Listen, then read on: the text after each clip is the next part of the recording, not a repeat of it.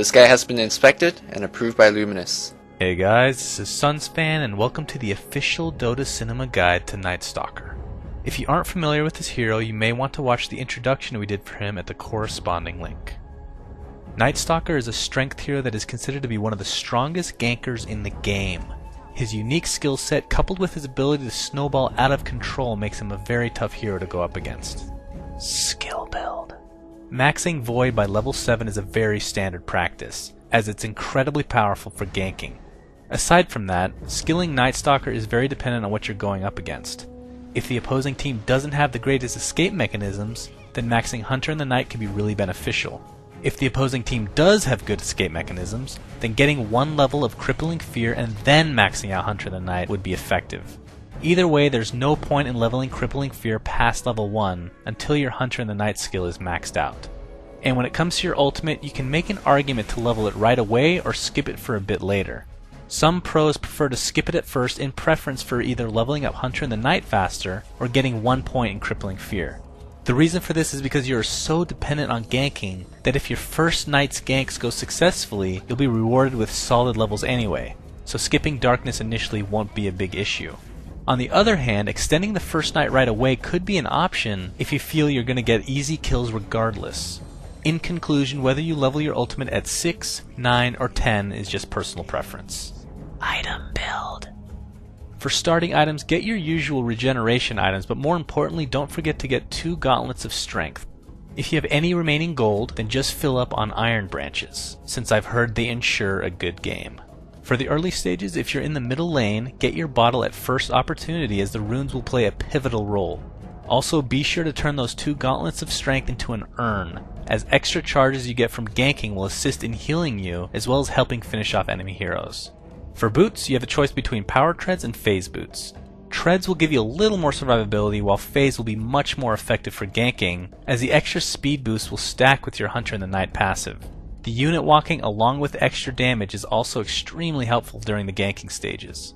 Although Night Stalker is not item dependent whatsoever, if you happen to be getting good farm by the mid stage of the game, try and purchase an Aghanim Scepter.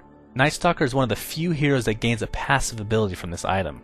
The clear vision it gives during the night is borderline broken, and of course the stats from the item itself are great for a hero who's going to be in the thick of things consistently. If you're having trouble staying alive, or if you're getting frustrated by the constant disables of the enemy team, go for a BKB. And although most Night Stalkers play the ganking role full time, if you choose to use them as a carry, then getting items like a Skull Basher and Helm of the Dominator in combination with the BKB could be a solid choice. Late game, the full-time ganking Night Stalker really doesn't need anything.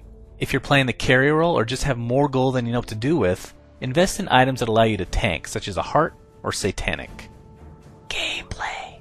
No matter how good you are at farming, when the first night arrives, get your ass out there and start ganking. Put it upon yourself to build up an item and gold advantage for your team.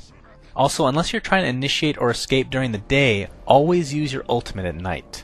The reason for this is it freezes time, meaning you're essentially stacking extra nighttime to the clock. If used efficiently, you can actually use level 3 darkness several times during the course of a single night. And if it's daytime, don't just AFK farm as if you're useless, because even though your skills are diminished a bit, you can still be a decent ganker. For the actual ganks, you can use your Void to initiate, followed by Crippling Fear if they have a strong nuke or getaway mechanism. Be sure to follow this with an offensive urn charge if you have it. Now, if you have a teammate assisting you with this gank, use your ridiculous move speed to your advantage and block the enemy's path as much as possible. One thing you should keep an eye on though is if an enemy has a TP scroll. If you have a relatively safe kill, only use your Void if you're getting the finishing blow. A common mistake made by Night Stalker players is to use Void to initiate on every occasion. If you set this pattern, then enemies will just TP away right after you use it.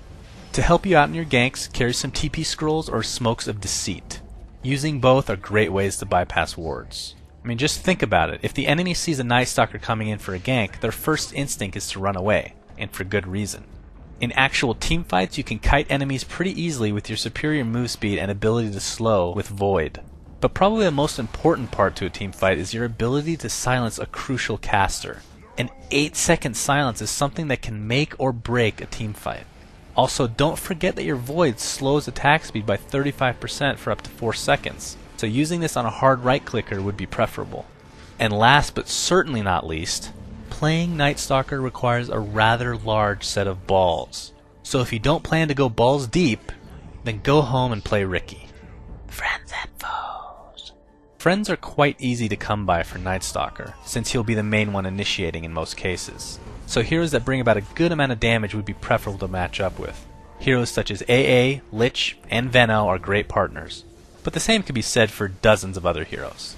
Heroes that Night Stalker players should try and stay away from are those that have a high mobility and can counter your ganks by some means, whether it's a hard disable or slow. Examples of this would include Furion with his ever-frustrating Sprout, Invoker with his infinite amount of spells, Rasta and Lion with their countless disables, and of course Night Stalker's arch-nemesis, Beastmaster, with not only his Primal Roar being able to disable Night Stalker, but his very annoying boar that just won't leave Night Stalker alone. Thanks for watching, guys, and please remember to subscribe to our YouTube. Also, a special shout out goes to FlawlezZ and Luminous for their help in writing this guide. You can check them out at their respective YouTube channels, which are linked in the video description. And finally, be sure to check out our new website at dotacinema.com, where you can find a ton of Dota 2 videos along with